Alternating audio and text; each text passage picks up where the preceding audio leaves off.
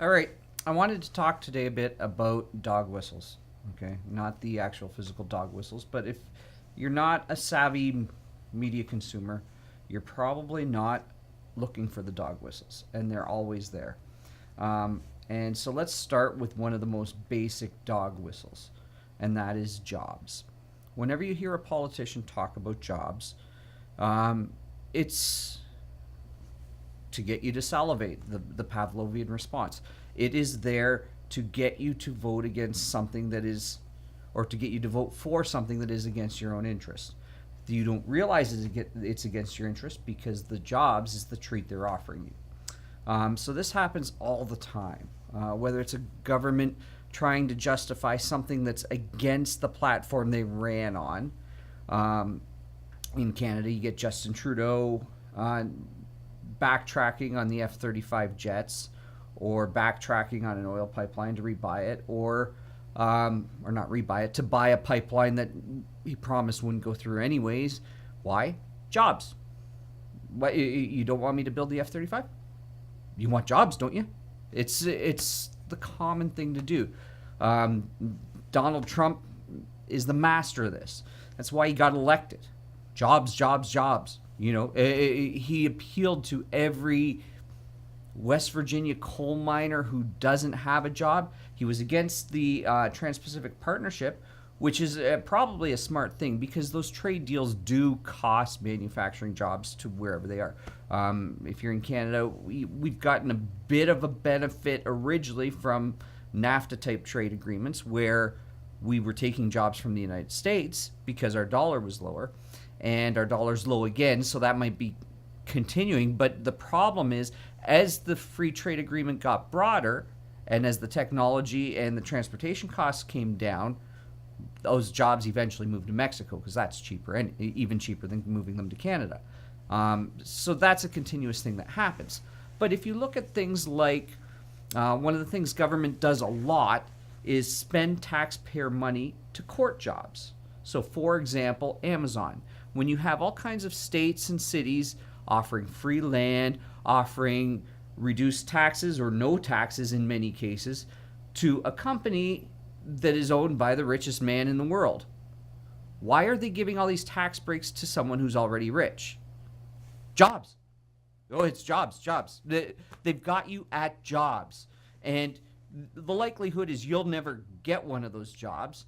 The even bigger likelihood is that once those incentives are taken away, those jobs will move somewhere else to take advantage of a new incentive.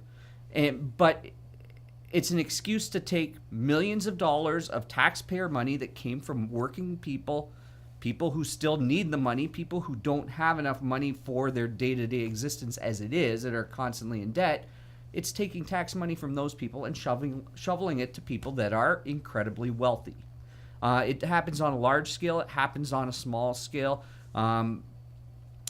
But whenever you hear the word jobs, start saying to yourself, well, okay, what are they trying to do? Why are they using these jobs as an incentive to get me to vote against or accept something that I wouldn't normally accept?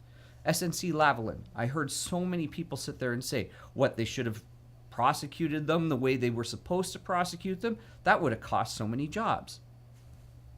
So, it's not like those jobs would evaporate. They would just transfer that work to a firm that was more reputable, more ethical, and those jobs wouldn't have vanished. That work would have still been done. It just would have been done by somebody who was willing to pay their taxes and operate above board. So this is another common thing with the jobs mantra, because the other thing that the jobs mantra does that people don't pay attention to is it robs small business and favors big business. That jobs mantra is a way of getting you to accept them, giving your money to someone who's already wealthy for the opportunity to maybe hire you for a crappy job. Most of the time it's crappy jobs. Occasionally it's good jobs. You get, there have been benefits. Like in Cambridge, we have Toyota is a big manufacturer.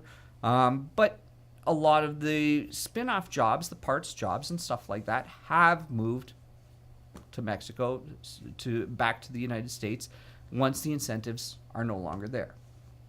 So Something to be aware of is just whenever you hear a politician or a media, because for the most part, most of the media right now is just the PR wing of the governments. Why? Because who buys all the advertising? Governments and drug company. If most of the advertising, if most of your budgets are coming from politicians and drug companies, guess who you're not going to attack? The politicians or the drug companies. So, whenever you hear a politician or a media thing pushing an ideal or a project because of jobs, put that in the back of your head. What are they really doing? And is this the carrot or the stick? Or in most cases, it's probably the carrot and the stick. It's the thing they use to convince you to do something that's against your interests, and then they hammer you over the head with it when you're done. All right, so pay attention to that. Take care.